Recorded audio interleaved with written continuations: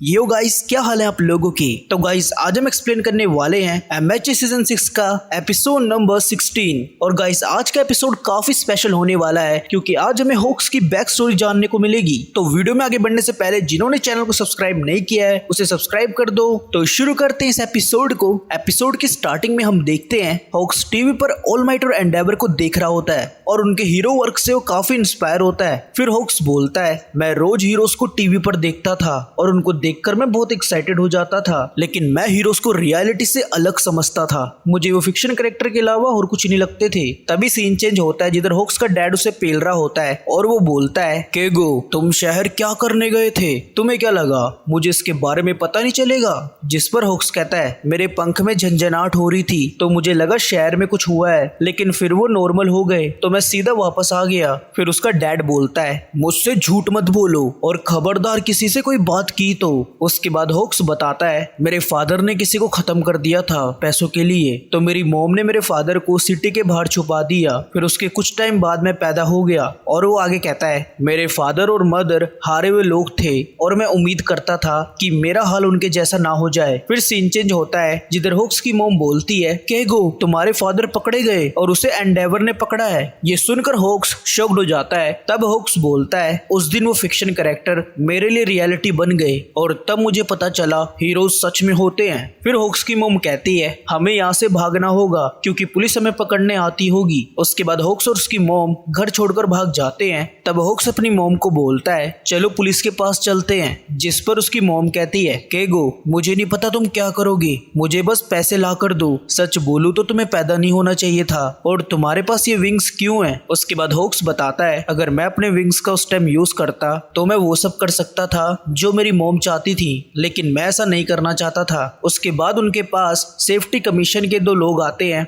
जिसमें से एक बंदा कहता है, तुम टाकमी हो और ये तुम्हारा बेटा है ना, तुम्हारे बच्चे में बहुत टैलेंट छुपा है, अगर तुम हमारा प्रपोजल मानती हो तो हम तुम लोगों का पूरा ध्यान रखेंगे। जिस पर उसकी मॉम बोलती है, तो क्या तुम हमें पैसे दोगे। फिर सेफ्टी कमीशन वाला कहता है, हाँ लेकिन पहले तुम्हें अपने हस्बैंड से सारे कनेक्शन तोड़ने होंगे और एक नई लाइफ शुरू करनी होगी। उसके बाद कमीशन वाले होक्स को कहते हैं, केगो तुम्हें अपने इस नाम को भूलना होगा क्योंकि आज से तुम एक स्पेशल हीरो बनने के प्रोग्राम को ज्वाइन करोगे और इसकी ट्रेनिंग बहुत मुश्किल होगी, तो क्या तुम इसके लिए रेडी हो। जिस पर होक्स कहता है, क्या मैं एंडेवर की तरह हीरो बन पाऊंगा जो बुरे लोगों को मारता है और लोगों को बचाता है, क्या मैं इस दुनिया को सुंदर बना पाऊंगा। तभी सीन प्रेजेंट में चेंज होता है जिधर जीनस्ट होक्स को होश में लेकर आता है। फिर जीनस्ट बोलता है, हम वहां पहुंचने वाले हैं। तभी वो देखते हैं उनके सामने विलन तबाही मचा रहे होते हैं। फिर जीनस्ट उनको पकड़ लेता है। उसके बाद शहर के लोग उसे थैंक यू बोलते हैं। जिस पर जीनस्ट कहता है, हीरोज और पुलिस किधर हैं। फिर लोग बोलते हैं, वो नहीं आए और वैसे भी ये विलन पुलिस की नाक के नीचे से भागे हैं और हीरोज ने तो अपने ऑफिस बंद कर दिए हैं, इसलिए पब्लिक ने उनको क्रिटिसाइज करना शुरू कर दिया है। तब उनमें से एक बंदा बोलता है,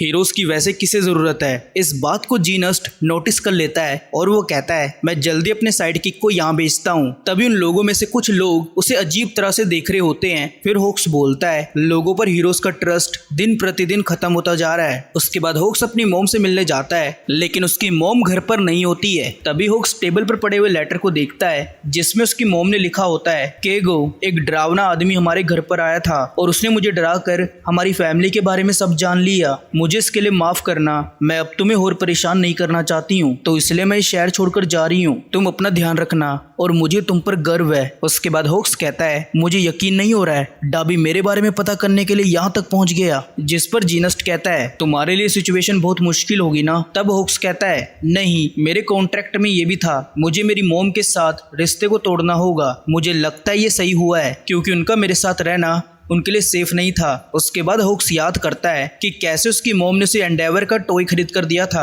क्योंकि उनके पास पैसे नहीं थे ऑल माइट का टॉय खरीदने के लिए। उसके बाद होक्स जीनस्ट को कहता है, मुसीबत के वक्त लोगों का असली चेहरा सामने आता है, इसलिए टॉयज एक अच्छा इंसान था। अगर उसके एक्शन को सही गलत में ना तोला जाए तो वो बस अपने दोस्तों की मदद करना चाहता था और मैं भी उसकी तरह ही बनना चाहता हूँ। इसके साथ वो आगे कहता है, अगर डाबी ने जो तोदरो की फैमिली के बारे में जो बोला है चाहे वो सच भी हो, लेकिन अब सिचुएशन अलग है। जिस पर जीनस्ट कहता है तो अब हमें क्या करना चाहिए। इस पर होक्स कहता है हमें एंडेवर की हेल्प करनी चाहिए। उसके बाद हम सिटी का सीन देखते हैं जिधर विलन्स ने आतंक मचाया होता है और पब्लिक सपोर्ट आइटम का यूज करके उनसे लड़ रही होती है, जिसकी वजह से और तबाही मचने लगी है क्योंकि वो सपोर्ट आइटम को बिना ट्रेनिंग के यूज करते हैं। फिर हम देखते हैं इन सभी गलतियों के लिए पब्लिक हीरोज को जिम्मेदार मानती है और ये होने की वजह से कई हीरोज ने अपनी पोजीशन से रिजाइन कर दिया है। उसके बाद सीन एंडेवर की तरफ चेंज होता है जिधर डॉक्टर उसे कहता है शोटो और बाकी सबको होश आ चुका है और तुम भी अब खतरे से बाहर हो। ये बोलकर डॉक्टर वहां से चला जाता है। उसके बाद एंडेवर अपने मन में कहता है मैं अब सांस ले सकता हूँ लेकिन मेरा सर दर्द हो रहा है, पर मैं जिंदा हूँ। टोया को पता था मैं उस लड़ाई से बच जाऊंगा, लेकिन मैं उस टाइम हिल नहीं पा रहा था, बिल्कुल उस टाइम की तरह जब नात्सु किडनैप हो गया था। मैंने पास्ट में बहुत गलतियां की हैं जिसकी सजा मुझे अब मिल रही है, इसलिए चाहे मैं बच भी गया हूँ लेकिन हीरो एंडेवर खत्म हो चुका है क्योंकि मैं अपने बेटे से फाइट नहीं कर सकता हूँ। ये बोलकर एंडेवर रोने लगता है। दूसरी तरफ शोटो और उसके भाई बहन ये देख रहे होते हैं, तभी एंडेवर उनको देख लेता है। तब फुयूमी बोलती है डैड हम देखने आए थे, अब कैसे हो।